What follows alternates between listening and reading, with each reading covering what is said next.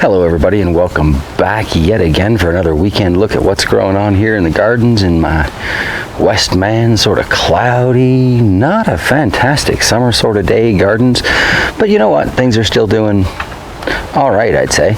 Aside from the mosquito count in the air today, it was a great day to get some weeding done. So Shock's lent me a couple of hands in the garden there. We took out 2 5-gallon pails worth of thistles, and I can still see more in there, and probably about the same amount of, well, just regular weeds and such.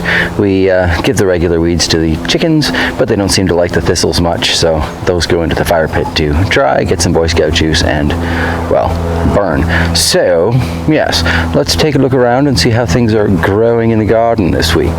For as much as a lot of the wild birds have ravaged our berries, we seem to have some very nice gooseberries still remaining. Very excited, very plump and delicious looking gooseberries. Still waiting for them to get that little bit of purple, but we're only most of the way through July. I don't know, such a weird garden season this year. It is nice to see them here though, and in such numbers. Definitely the most productive year this bush has known. That's the way it goes when you start with these permaculture plantings and your fruit and berry bushes. They take a little while to get going, but once they do, it's fabulous. Hoping the layering system is working in here. Got some nice new growth popping off there, so hopefully there's roots in that pot. I've got a new one there. Haven't checked the roots in here. Still gonna give it some time. I don't know, I'm afraid to check it. I really want it to be working. Terrified it isn't. We'll find out sooner or later. Later though. Anyway, moving on from the world of lovely little berries, the red currants are coming along quite nicely. Time to take a lot of these off, give them a good rinsing, toss them in the freezer. Very nice, very nice. The webbing is a little weird. I believe it was Babette suggested might be spider mites. Does wash off easy enough, doesn't seem to have done too much damage to the overall growth of the bush. So I'm not too worried about it. But if we did have an outdoor hose, I probably would spray these off just to keep it looking that little bit better. Some definitely eating away on those leaves though, eh? Things look a little chaotic over here in the swale garden, and they kind of are. Still no signs of life from any of the peas that I planted, but lots of radishes and things. This circle of popcorn, I think, is probably my favorite feature in here at the moment. Got a nice little bean popping up over here, and that one brave little cucumber doing the best it can. We'll be curious. At least I've got some growth pumping, life into the garden for future years. So if nothing else, I'm priming it for next year.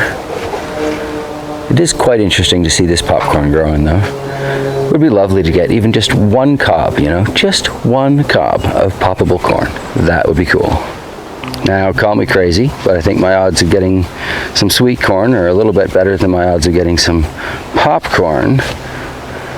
Does still seem a little short compared to other neighborhood gardens, but I am just so thrilled with how it looks otherwise. And some of it's growing pretty fast, even with the spacing. Let's look at the row across here.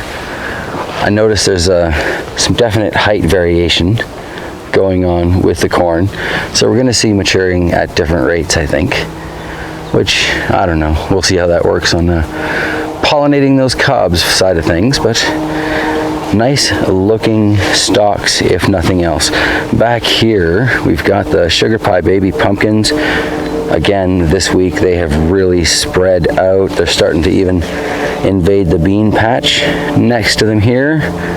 If you look over back into the corn row, starting to push through there. So that's fantastic. Seeing great growth on here. No open flowers yet, but I see the beginnings of lots of flowers, so it will be coming. And as I speak, that looks like the beginning of something right there. So there's to hope. And they're a very small pumpkin variety, so they don't take too terribly long to mature. It's another reason I like these. A small fruit, a little bit faster. Bean pile here. This is fantastic. Very pleased with that. Lots of flowers in there. When the time comes, I think we'll do very well with our bean harvest this year. And then up front, this is the spaghetti squash mound, and it is it's pretty happy. Had to take a few of them out of the corn here today because they were trying to crush these ones up front. So we're just directing it out the front of the garden where it can do whatever it wants. We talked about maybe rolling this log back to here so that this could just kind of drape over it. Not sure. We might see that in coming weeks. Might not. Never know around this place.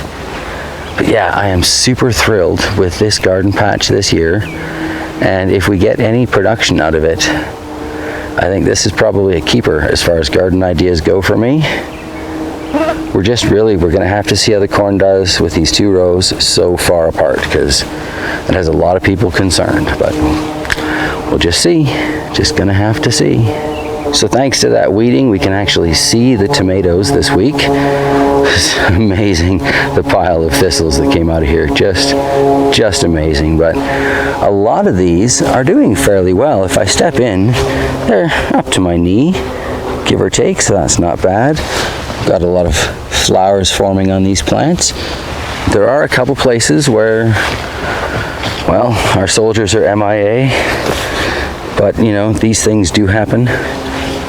Nice looking plant here. We got a couple of spots of flowers, and I've got some rather long suckers on some of these, so I'm seriously considering just kind of snipping them and burying them, because tomatoes usually root pretty well, and filling in the patches that way, you know.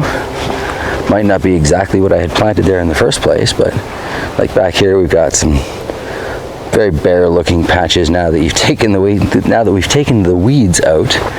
And this tomato here, don't quite know what's going on there, but I don't think it's long for this side of the compost pile. So yeah, I'm guessing that's going to need refilling too. But I was looking at some of these flowers, like this is going to be one of the Cherokee purples. That is a pretty sizable flower. That's going to be a big maida if it comes to it. And I found one over here. Flower looks like it's going to be a little sunflower by the time the thing opens. It's incredible. It's like,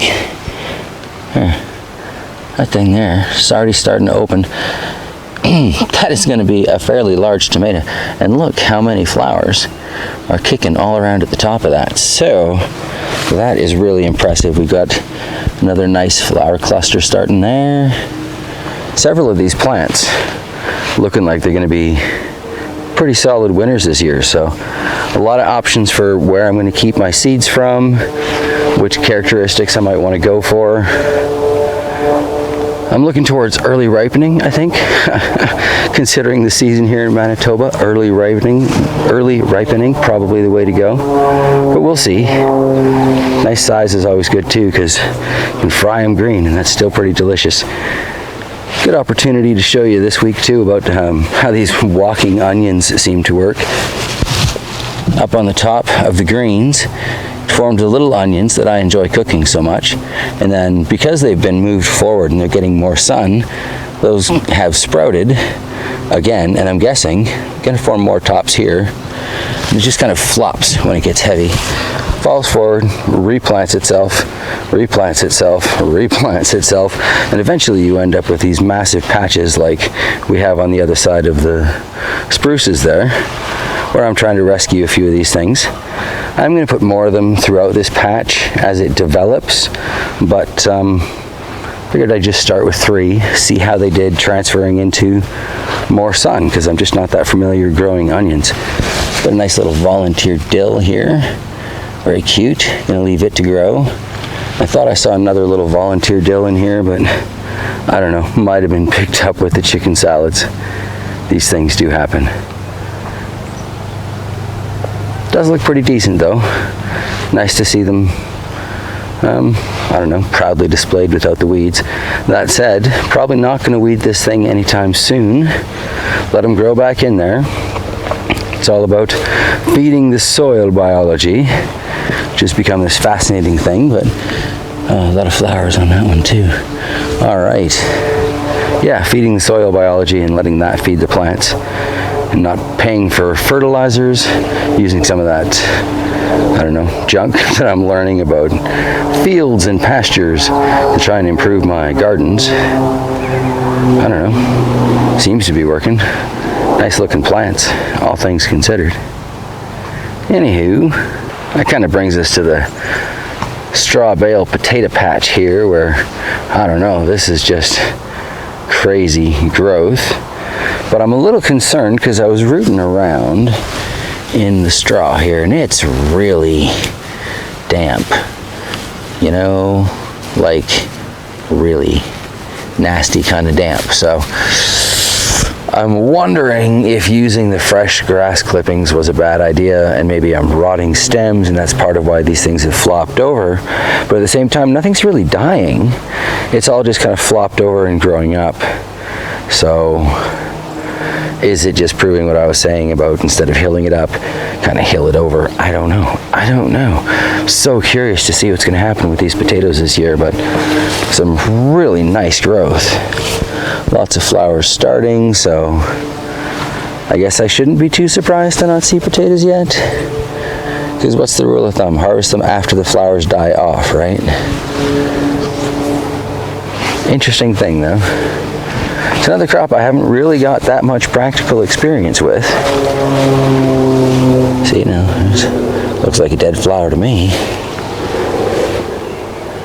But I am a steak and taters kind of guy, so learning more about them, probably not a bad idea. They are a pretty little flower. There's no question of that. Some more down here. Hiding, bashful little flowers. It's quite interesting too, looking at the two varieties. These would be the Viking Reds, I think, on this side, and whatever the white ones were, Yukons maybe. But looking at the leaves, yeah, you can tell two different types of potatoes growing in that. I don't know, will I end up with a pink potato in the middle? No idea. It's all about learning as I go, and hopefully saving a little bit money on the grocery budget. Anywho, the neighborhood's getting a little bit louder, and the mosquitoes are starting to recognize that there's a living ism out here to attack right now, so I am going to run inside. I hope you have enjoyed this little look around the yard and gardens this year, or this week. I am so tired this weekend. It's been a really long week at work. And anyway, yes, I look forward to seeing you again, hopefully in a quicker video, but if not, definitely next Sunday. Take care, everybody. Happy gardening, and yeah, have some fun out there. It's kind of what we do this for. So yeah, much love. Take care, everybody.